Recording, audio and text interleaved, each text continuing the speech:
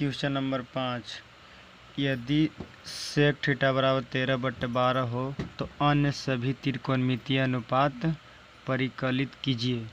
माने अन्य सभी त्रिकोणमितीय अनुपात, अन्य मतलब और, जैसे साइन, कोस, टैन, कोसेक, कोट, सेक, ये सभी ज्ञात करना है। त्रिकोणमितीय अनुपात ऐसे 6 होते हैं, साइन, कोस, टैन, कोस, कोट, सेक। तो इस जिसमें एक दिया सेक थीटा बराबर 13/12, तो 13 सेक थीटा बराबर h/b होता है, अर्थात h बराबर 13, b बराबर 12 और p नहीं मालूम है, p बराबर वाट। p का वैल्यू ज्ञात करना है।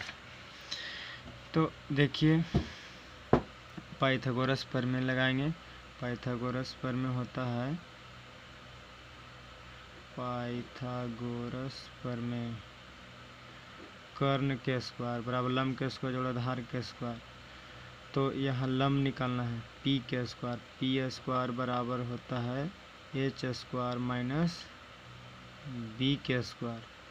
पी स्क्वायर बराबर एच का वैल्यू है 13 के स्क्वायर माइनस 12 के स्क्वायर। 13 के स्क्वायर 169, 12 के स्क्वायर 144, घटाएंगे 9 में से 4 घटाएंगे 5, 6 में से 4 घटाएंगे 2, 25, और स्क्वायर दूसरे तरफ जाता है तो रूट में होता है। पी का वैल्यू मालूम हो गया 5।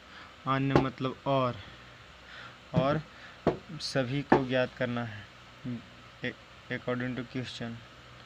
जैसे हो गया साइन थीटा, तो साइन थीटा बराबर होता है p/h। p का वैल्यू यहाँ मालूम है, अभी ज्ञात किए 5। h का वैल्यू 13, तो h बराबर 13, साइन थीटा बराबर 5/13। दूसरा कोस थीटा, तो कोस थीटा बराबर b/h होता है। b का वैल्यू 12 और h का वैल्यू 13, तो 12/13। ये हो गया इसका आंसर। अब हमें निकालना है क्या, साइन हो गया, कोस हो गया, टैन का निकालेंगे, टैन थीटा। तो टैन थीटा बराबर होता है p/b। तो टैन p का वैल्यू मालूम है, अभी ज्ञात किए 5, और b का वैल्यू है 12, तो 5/12। कोट थीटा बराबर b/p। b का वैल्यू 12 और p का वैल्यू 5, 5/12। साइन, कोस, टैन, कोट, सेक देवे किया है, कोसेक ज्ञात करेंगे। कोसेक थीटा बराबर h/p होता है। h का वैल्यू 13 और p का वैल्यू 5, 13/5। 1 2 3 4 5, पाँचों ज्ञात कर लिए, जिसमें एक दिया था। अब क्वेश्चन नंबर 6, यदि एंगल ए और एंगल बी न्यूनकोण हो, न्यूनकोण माने 90 डिग्री से छोटा कोण हो, जहाँ कोस ए बराबर कोस बी, तो दिखाएं कि एंगल ए बराबर एंगल बी। एंगल ए बराबर क्या साबित करना है, एंगल बी को साबित करना है। तो यहाँ पे एक हम त्रिभुज बना लिए, त्रिभुज है ABC, जिसमें एंगल ए और बी न्यूनकोण है। तो त्रिभुज ABC में क्या दिया है कि कोस ए बराबर कोस बी, कोस ए बराबर कोस बी। तो अब देखेंगे कोस थीटा बराबर होता है आधार बटे कर्ण। तो ए पर कोस ए कहने का मतलब ए पर थीटा है, तो इसके सामने वाला लंब हो जाएगा BC, और इसका कर्ण हो जाएगा 90 के सामने वाला कर्ण हो जाएगा AB, लेकिन आधार इसमें हो जाएगा AC और कर्ण AB।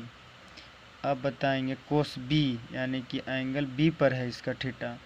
तो कोस B बराबर कोस थीटा बराबर आधार बटे कर्ण, तो इसके सामने वाला लंब हो जाएगा AC, आधार हो जाएगा इसका BC और कर्ण AB। अब यहाँ पे क्रॉस मल्टीप्लिकेशन करेंगे तो हो जाएगा AB गुने ऐसे बी सी बराबर ए सी गुने ए बी। तो ए बी से ए बी कैंसिल, बच जाएगा बी सी बराबर ए सी। बी सी के सामने देखेंगे, बी सी के सामने यहाँ पे है बी सी, तो बी सी के सामने कौन सा एंगल है, ए है ना। बी सी के सामने, बी सी जो भुजा है उसके सामने कौन कितना है, ए है। और ए सी के सामने कौन, बी है। तो एंगल ए बराबर कुछ हो गया एंगल बी। यही साबित करना था प्रूव। एक बार फिर से देखिए, यदि कोण ए और कोण बी न्यूनकोण हो जहां कोस ए बराबर कोस बी, तो दिखाएं कि एंगल ए बराबर एंगल बी। त्रिभुज एक बना दिए ए बी सी। ऐसा त्रिभुज बनाए कि जिसमें ए और बी न्यूनकोण त्रिभुज है, न्यूनकोण है, एंगल ए और एंगल बी। गिवन में क्या दिया है, कोस ए बराबर कोस बी, कोस ए बराबर कोस बी फ्रॉम